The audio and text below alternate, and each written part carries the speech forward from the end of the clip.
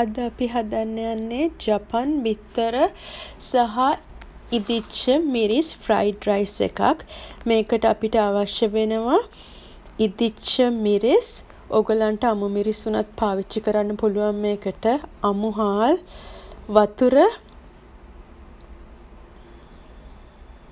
Olive තෙල්, ඕන තෙල් එකක් පාවිච්චි කරන්න පුළුවන්. ලුණු අවශ්‍ය පමණට බිත්තර දෙකක්.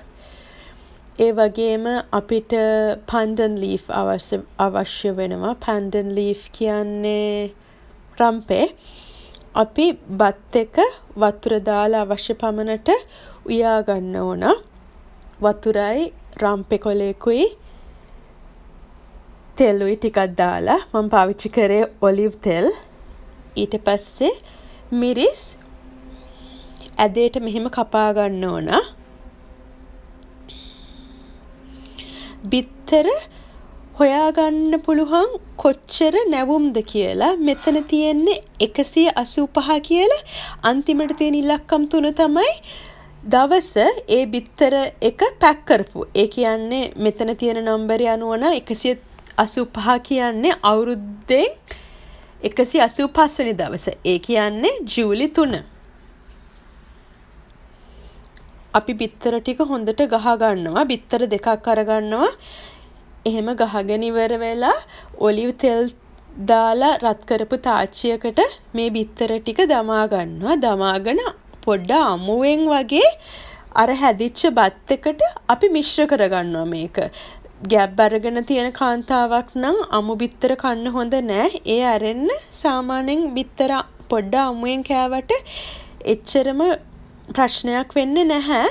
ඕගලන්ට එහෙම අපිරියයි නම් එහෙම කන්න හොඳටම බිත්තරේ හදාගෙන ඉවර වෙලා මේකට මිශ්‍ර කරන්න පුළුවන්. මම ආසයි මේ විදිහට. ඒකින්ද මම මෙහෙම බත් එකට චුට්ට මේ මදක් ඉදිච්ච පොඩ්ඩක් අමුවෙන් වගේ තියෙන බිත්තරේ කලවම් කරගන්නවා. හොඳට කලවම් කරගෙන ඉවර වෙලා ඉතුරු බිත්තර ටික තියාගන්නවා. පොඩ්ඩක් හොඳට හැදෙන්න. දැන් මේ තියෙන්නේ අපි කලවම් කරගත්ත බිත්තරේ තියෙන බත් එක. මේක බිත්තරේ කහ පාට ගැන්වෙනවා මේ බත් එක. මට කියන්න අමතකුණා මම බටර් ටිකකුත් පාවිච්චි කරනවා. බටර් වලට මම දාගන්නේ කෙරිගෝල්ඩ් බටර්. ඒක තනකොළ කන ගවයන්ගෙන් තියෙන හින්දා ලංකාවේ ඉන්නවනම් ඔයගලන්ට ඒ වෙනුවට ඇංක බටර් දාගන්න පුළුවන්. මොකද ඇංක බටර්ත් තනකොළ කන ගවයන්ගෙන් හදලා තියෙන හින්දා.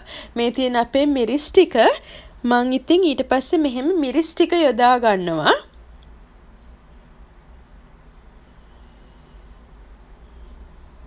එතකොට මේ පේන්නේ බටර් මිශ්‍රිත බතයි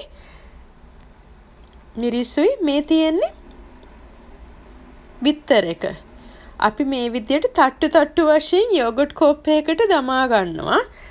දමාගෙන මේක පිඟානට දාලා පොඩ්ඩක් පිහයකින් වගේ ගහ ගන්නවා. එතකොට ලස්සනට රවුමට මේ වගේ ජපන් බිත්තර බත පේන්න පුළුවන්. හදාගන්න පුළුවන්. ඉතින් මේ වගේ ලස්සනට අලංකාර කරලා බෙදනකොට කෑම කන්න ආස හිතෙනවා. ප්‍රසන්නයි. බොහොම ස්තුතියි. හොඳින් ඉන්න. ජය ශ්‍රී.